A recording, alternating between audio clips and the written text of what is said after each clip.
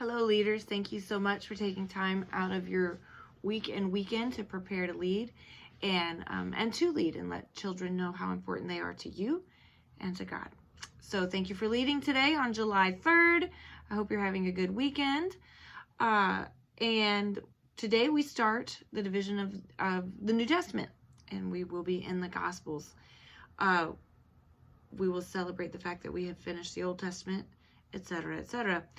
We will include the point that between the book of Micah and the book of Matthew, there's about 400 years between the Old Testament and New Testament, and about 2,100 years over the course of the Old Testament, depending how you do those numbers. So approximately 2,500 years, not 2,100 doesn't cover the Old Testament, covers from the beginning of the patriarchs, so Abraham.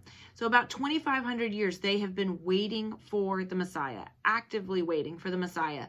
And so now he has come, and we get to talk about that and celebrate that in the Gospels, that the Gospels is the enactment of God's rescue plan and deliverance.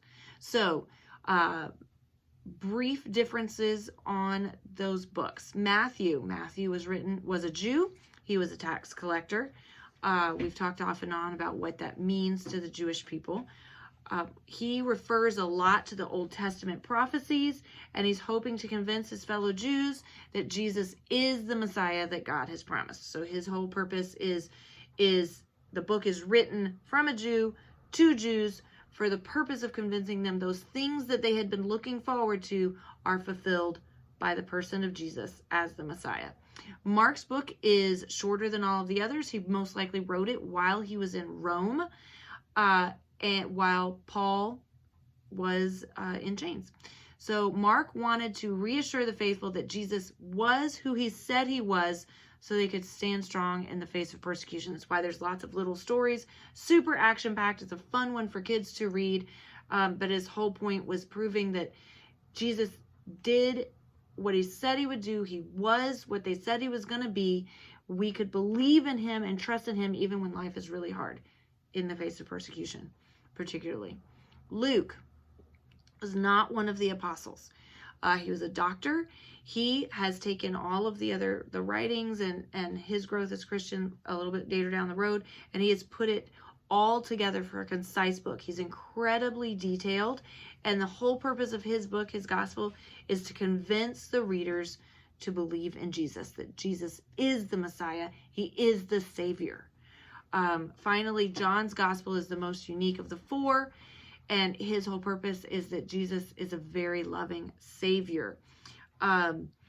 He actually writes about lots of different events, and he does them in a different order, chronological order than the others. So he's not as concerned about getting them in this happened here, then this, then this, then this. He puts them in the order that he feels is the most makes the most impact for who Jesus is as a Savior, and that he is love. He includes lots of signs and miracles because he's showing the love and the grace and the compassion of Jesus.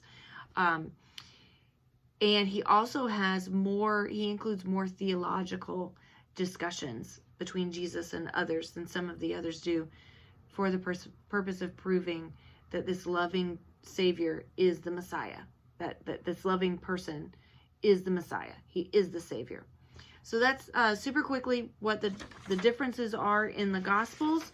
And then in the physical room, they'll be playing musical chairs using the Old and New Testament songs, and creative application will be using peg people to tell different stories they can remember about Jesus. Maybe it's miracles, maybe it's things that he taught, things like that, but using the little peg people and having a story time. All right, cool. Thank you for leading.